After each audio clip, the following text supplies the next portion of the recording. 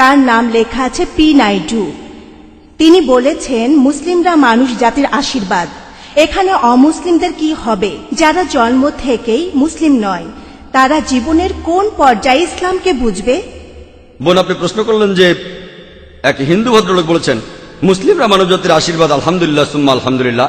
তবে একজন অমুসলিম যে জন্ম থেকে মুসলিম নয়, জীবনের কোন স্তরে সে ইসলামকে বুঝবে? প্রশ্নটার উত্তর দেওয়ার আগে আমি একটা বিষয় পরিষ্কার করে নিতে চাই। আমাদের নবীজি মুহাম্মদ সাল্লাল্লাহু আলাইহি সাল্লাম বলেছেন, প্রত্যেক শিশু দীনুল ফিতর নিয়ে জন্ম নেয়। দীনুল ফিতর অর্থাৎ আল্লাহর ধর্ম।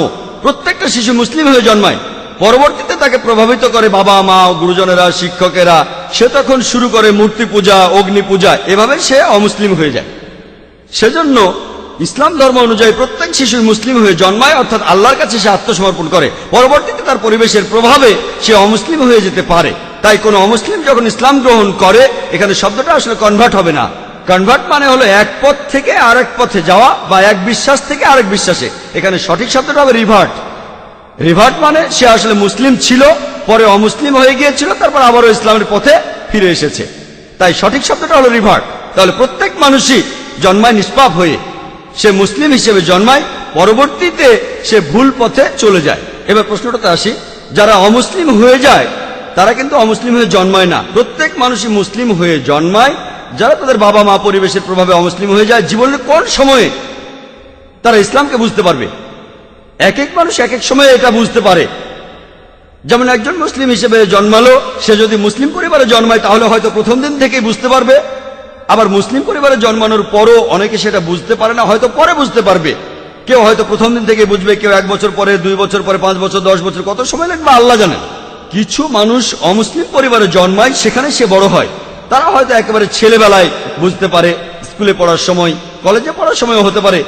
আসলে এক একজন মানুষ এটা এক এক সময়ে বুঝতে পারে। তবে কোন মুসলিম সেই অমুসলিমকে বোঝাক বা না বোঝাক, আল্লাহ পবিত্র কোরআনে বলেছেন, সূরা ফুসিলাতের 53 নম্বর আয়াতে উল্লেখ করা হয়েছে, সানুরিহিম আয়াতিনা ফিল আফাকি ওয়া ফি আনফুসিহিম হাত্তা ইয়াতাবায়্যানা লাহুম আন্নাহু আল হক।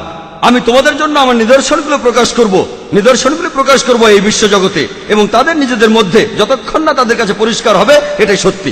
তাহলে কোন মুসলিম সেই অমুসলিমকে বোঝাক বা না বোঝাক, আল্লাহ সুবহানাহু ওয়া তাআলা এই কথাটা স্পষ্ট করে বলেছেন, তিনি নিদর্শনগুলি প্রকাশ করবেন এই বিশ্বজগতে, যতক্ষণ না সেটা মানুষের কাছে পরিষ্কার হবে। আমি কোনো কথা বললে একজন অমুসলিম নাও বুঝতে পারে, আল্লাহ যখন কিছু বলেন তখন এটা নিশ্চিত করেন যে সেটা অমুসলিমরা পরিষ্কারভাবে বুঝতে পারবে, যতক্ষণ না সে বুঝতে পারে যে এটাই হলো সত্যি, এটাই হলো হক। পরবর্তীতে এই সত্যটা বোঝার পরে সে মানতেও পারে, নাও মানতে পারে। এর কারণটা ব্যক্তিগত কারণে মানতেও পারে, নাও মানতে পারে। তবে মারা যাওয়ার আগে ইনশাআল্লাহ আল্লাহ তাকে নিদর্শন দেখাবেন। এখন কবে কখন আল্লাহ ভালো জানেন, তবে মারা যাওয়ার আগে আর রোজ কিয়ামতের দিন পবিত্র কোরআন আমাদের বলছে যে যারা ইসলামকে প্রত্যাখ্যান করে তারা কখনো আল্লাহর কাছে অভিযোগ করতে পারবে না যে আমি কোনো নিদর্শন পাইনি, কেন আমাকে জাহান্নামে পাঠাচ্ছেন। তারা শুধু বলবে আমাদের ক্ষমা করে দেন, আমরা ভুল করেছি। কারণ তারা জানে যে তারা নিদর্শন দেখেছে কিন্তু তখন গ্রহণ করেনি। তারা শুধু আল্লাহকে বলবে আমাদের আরেকটা সুযোগ দেন। আল্লাহ তখন বলবেন অনেক দেরি হয়ে গেছে। তাহলে আল্লাহ অবশ্যই তাদের নিদর্শন দেখাবেন তারা মারা যাওয়ার আগে। আশা করি উত্তরটা পেয়েছেন।